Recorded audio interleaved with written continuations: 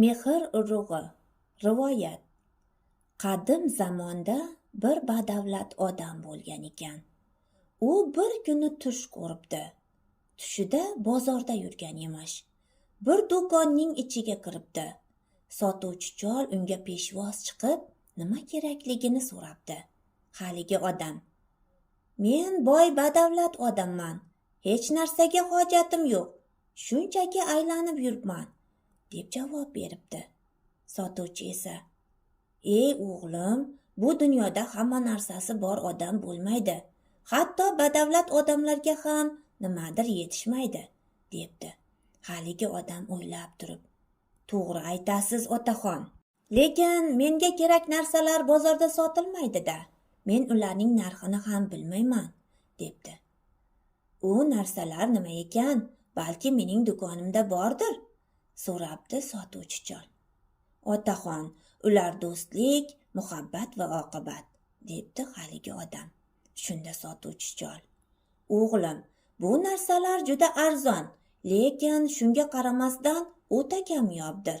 Buni qarangki, do'konimga kirib adashmabsiz.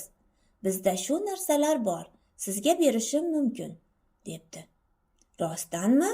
Qani bir ko'raychi", debdi u. Chol peshtaxta ostidan bir quticha olibdi va o'sha odamning oldiga qo'yibdi. "Shumi?" hayron bo'libdi kishi va qutichani ochib qarabdi. Uning ichida 3 dona urug' bor ekan. "Bular urug'lar-ku, ularni nima qilaman?" so'rabdi kishi.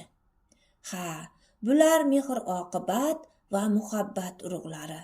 Ularni har bir odam o'zi uchun o'zi ekishi va parvarish qilishi kerak.